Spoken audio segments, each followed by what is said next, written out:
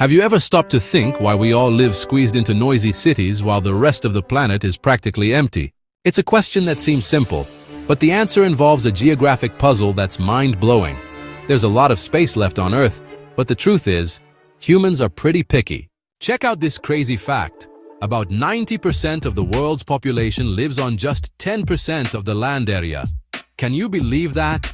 The rest of the globe is a huge empty space where nature rules without asking for permission.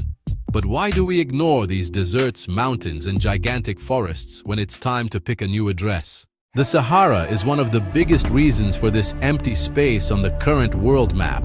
Imagine living in a place the size of the United States, but where water is rarer than an honest politician. The sun beats down all day and sand gets everywhere, turning any attempt at living there into an endless, never-ending struggle.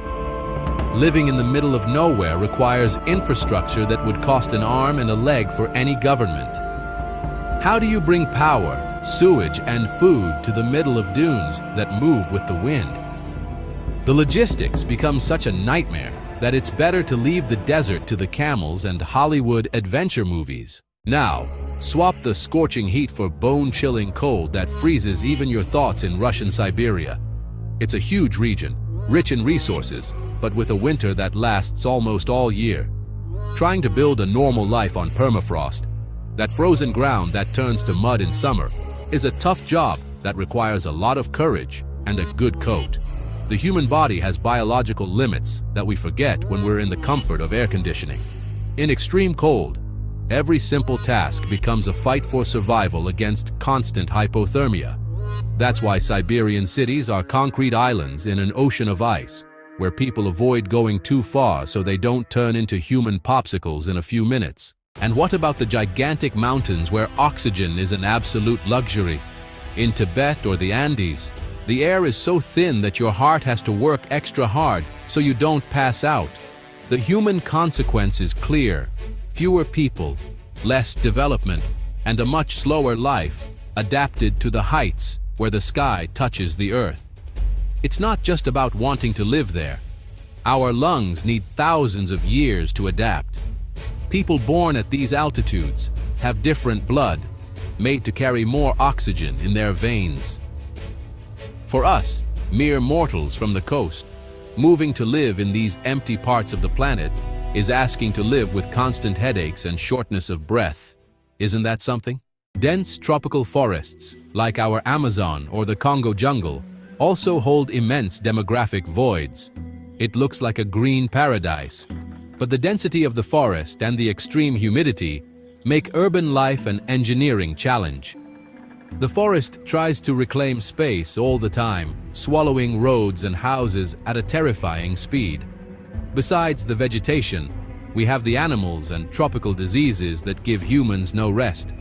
Malaria, yellow fever, and other nasty stuff thrive in this humid heat, serving as a natural barrier against big cities.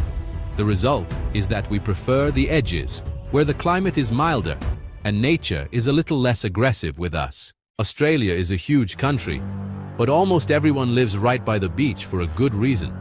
The interior of the country, the famous outback, is a red, dry land where almost nothing grows. It's a place where the distance between neighbors can be hundreds of kilometers, making loneliness a very heavy psychological struggle. Not to mention that in Australia, everything that moves seems designed to kill you.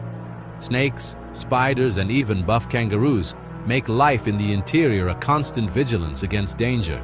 We avoid these places because humans like safety, and living in a place where you're the prey isn't attractive at all. Northern Canada and Greenland are other examples of white deserts, where silence reigns. These are millions of square kilometers without a single road or living soul around. The cost to bring a simple liter of milk there is so high that it makes any large-scale housing plan for ordinary people impossible.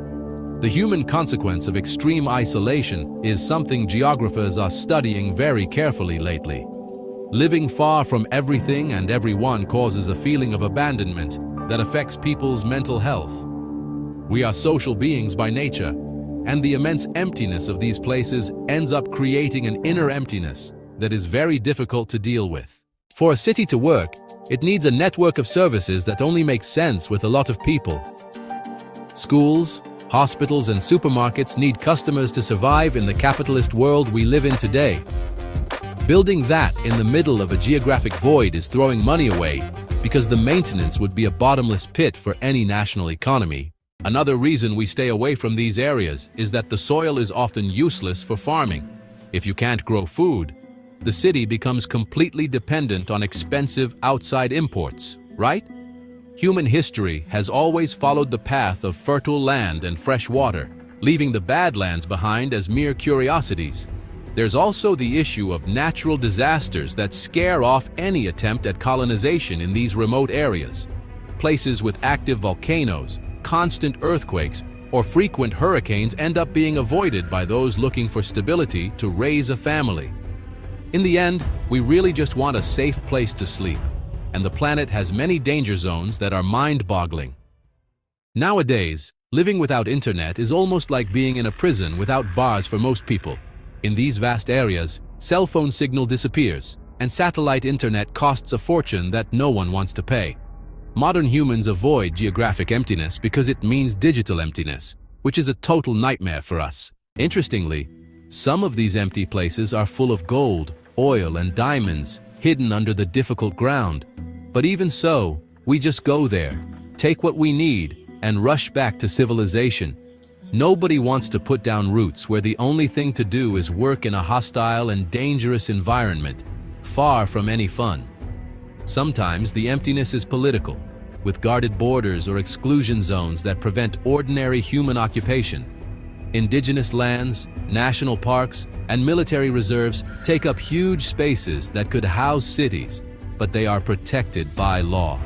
This creates a necessary emptiness for the planet's balance, even if we look at the map and think it's a waste.